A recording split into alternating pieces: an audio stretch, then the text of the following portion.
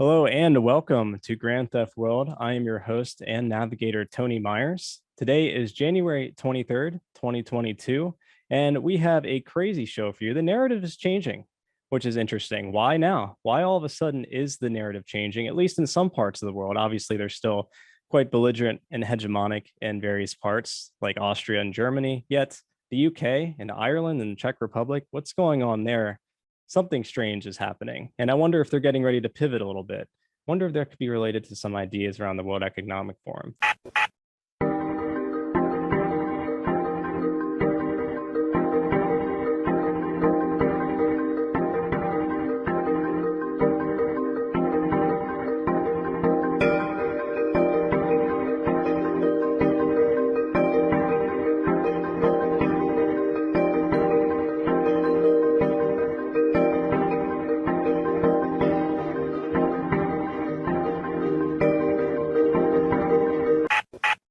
And so we have Paul Joseph Watson and someone we never featured on the podcast before, Dave Collin from Computing Forever, or I believe that's his podcast name. He's an Irish podcaster that has done really good work in the past. And this juxtaposition between Paul Joseph Watson and Dave Collin sort of asking the question of why now? Why all of a sudden, at least in the UK and Ireland and the Czech Republic and certain other places in the world, they're lifting restrictions all of a sudden.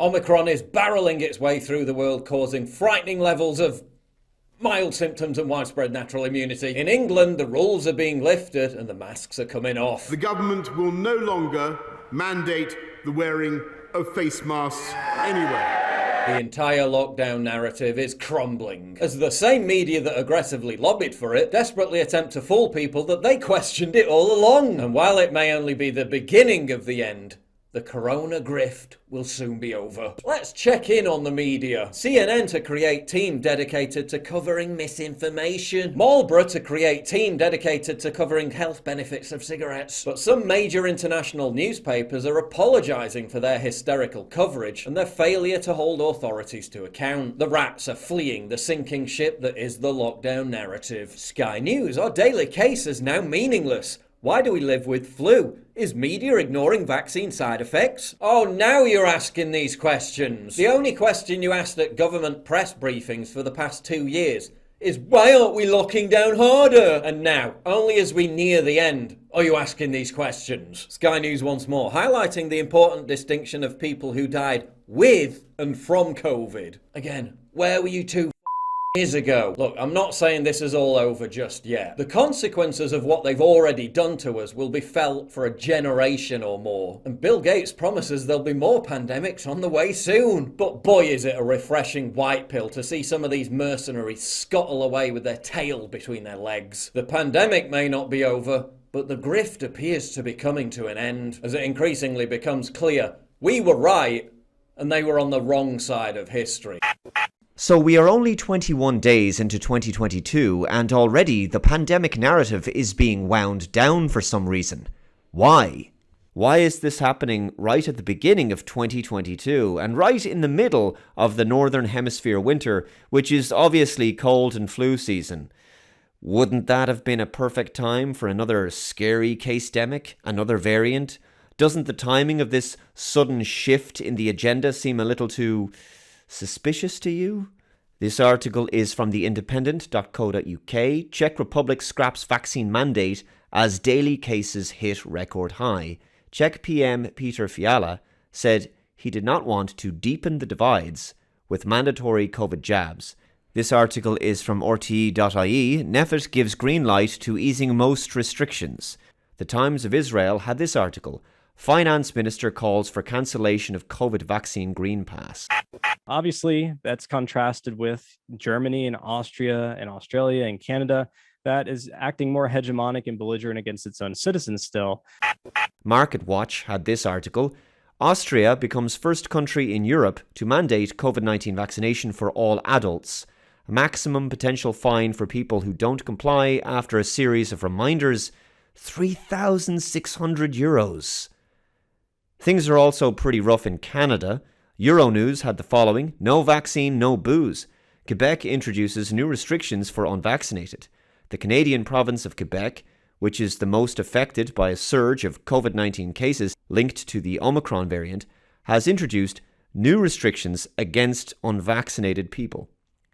From now on, liquor and cannabis stores are only accessible to people who are vaccinated against COVID-19. Health officials say they hope the order will encourage more people to get vaccinated. Well, good to know they have nothing to do with healthcare then, and everything to do with coercion. But Montreal residents seem to be divided over the decision. But still yet, why are things changing? And could that be related to the World Economic Forum in some capacity? At Davos a few years ago, the Edelman survey showed us that the good news is the elite across the world trust each other more and more. So we can come together and design and do beautiful things together. The bad news is that in every single country they were polling, the majority of people trusted that elite less. So also, later tonight, we're going to showcase Sam Rivera. He's a filmographer, a producer, editor. He did an incredible video, a very visceral, powerful, emotive video, taking a montage of clips from Joe Rogan and putting them together in such a way to present a coherent picture about his perspective on what's actually happening with the pandemic behind the scenes. It's what happens when cowards encounter adversity. When cowards encounter adversity, they give in quick. They give in quick and they decide that what they're doing by giving in quick is virtuous. There's also very clear influence of both the media and of the politicians by these massive pharmaceutical companies. If you want to talk about the most criticized and most disparaged aspect of our society when it comes to like the dangers to people's health, the desire to earn unstoppable and constantly ever growing amounts of money every year, a big one was pharmaceutical companies. Forever we've been suspicious of those people. Forever people have pointed to them as being one of the real problems with capitalism that mixed with medicine. And here's my biggest fear. It's an engine for controlling the population. It's an engine for the institution of some sort of social credit system. If we give into that kind of surveillance over here, the government will be watching every goddamn thing you do. And I think that's coming.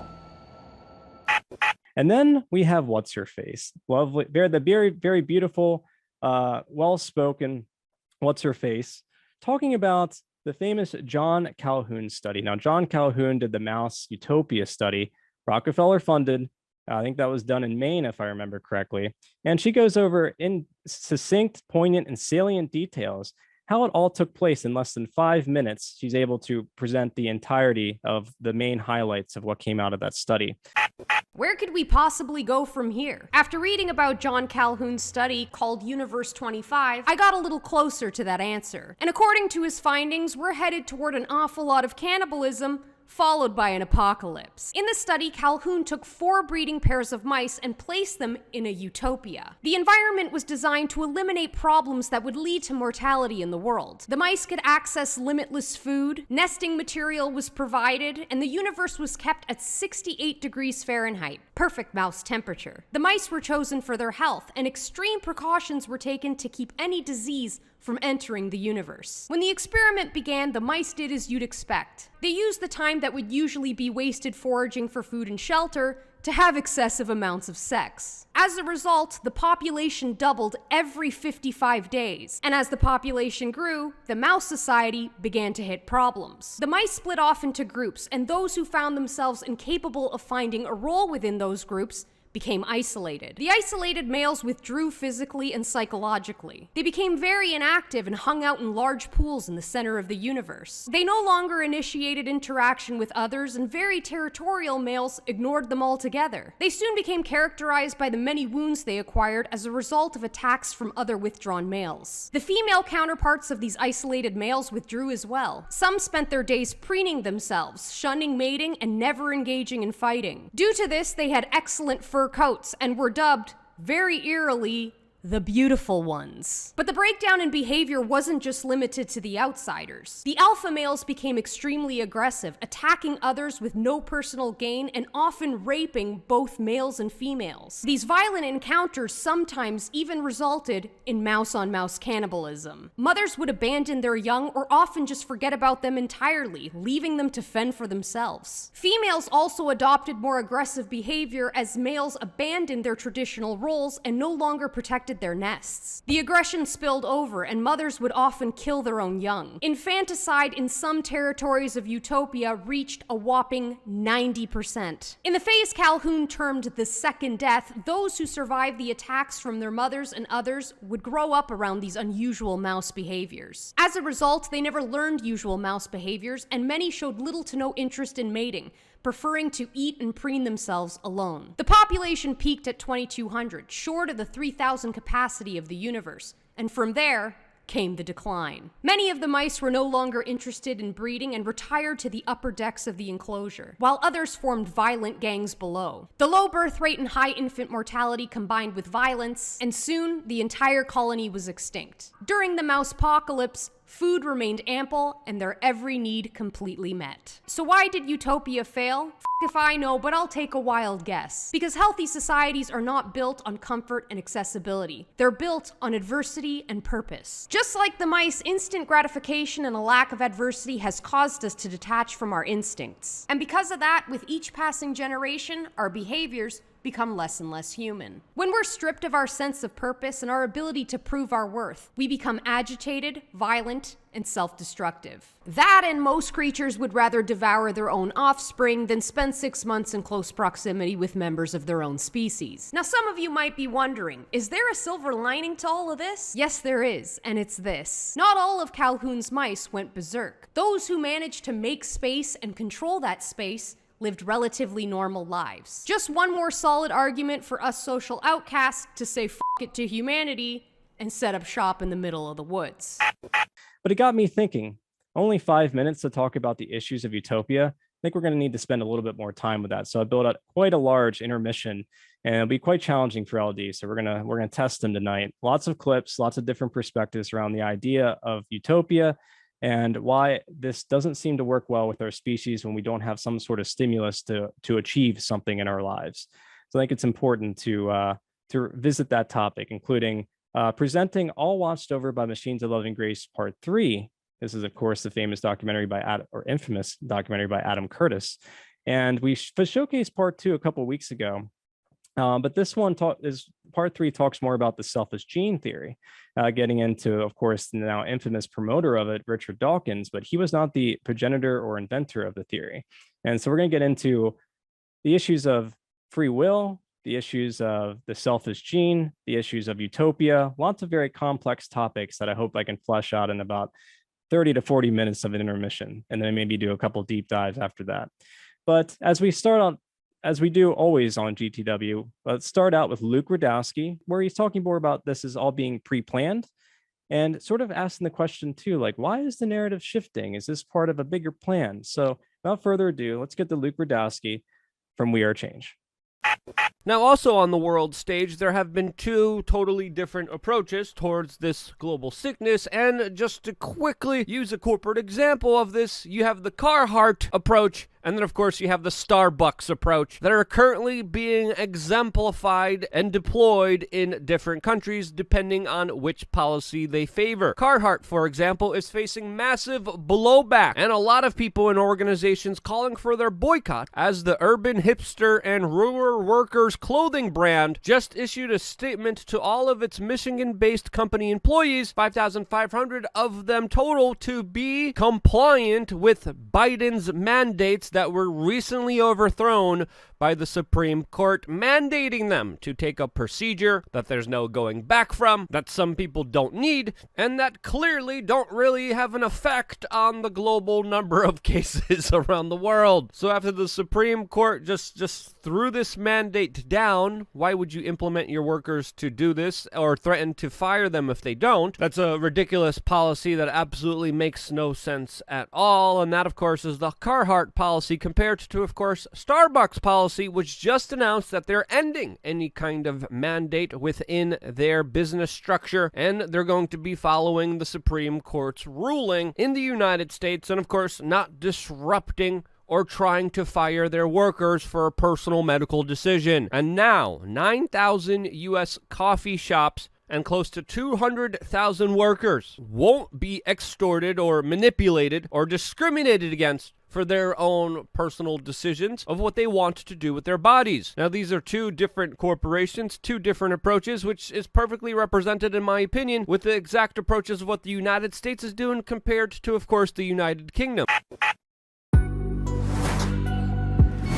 What makes the Grand Theft World podcast unique, invigorating, exciting, and informative? Most other podcasts out there are either doing straight up interviews or they're just covering the daily news. They're covering current events from the day they happened. And that is effective. It's useful. It's a great starting point. And then sometimes these current events change during the week past the first story. So we like to give it a little time. You have to wait till some of the dust settles on these stories in order to give them accurate coverage. And the other thing that's really missing in the media landscape is covering the articles that are coming out every day. That's great. That's necessary. But who's bringing in contextual history so that you can understand what has been going on for decades and decades to lead up to the machinations and actions that we see unfolding today? So what we do here on the podcast is we cover current events. Many of these things are censored, but we wait about a week. As a forensic historian, I focused mainly through my career on the history of globalism and collectivism and things that they call maybe the New World Order. There's a lot of facts to these sort of circumstances, groups, events, activities, working groups that they've had over time. So for Grand Theft World listeners, we not only break down the current events, most of which that are censored during the week, we provide you with contextual history, we give you the source notes, the references, we do deep dives, and this really empowers you with an understanding of context and history so that you can make more informed decisions in your life. There's also a community, a membership where you guys can actually ask questions and we can get into the show and share evidence. And there's a town hall weekly for Grand Theft World for those who listen to it and are interested in covering the stories that we don't get to during a 6-hour show. Listening to it an hour a day, you could easily consume the week's news, but you're going to have substance and meaning and context and understanding. And with that, you can make higher quality decisions in your life. So if you're interested in more quality in your life, go to grandtheftworld.com, click podcast at the top, and we'll see you there. Thank you. These allegations are false. This isn't Grand Theft Auto, folks. This isn't a video game. What are the most surprising things that you discovered once you started pulling on that thread? Who he was connected to, what institutions he was influential over, what events he participated in? Come on, man. What are we talking about? Come on, man. No. You don't have to think about it, dude. I got this quote because you said you didn't know much about Klaus Schwab. I made it my job to, as soon as this happened, I'm like, okay, this guy's their front man. Let me learn about the official history of the World Economic Forum. I got their 40-year history. I got every book that Klaus Schwab has written or ghostwritten. I went through those books. This is one of the most interesting passages. Come on, man. Come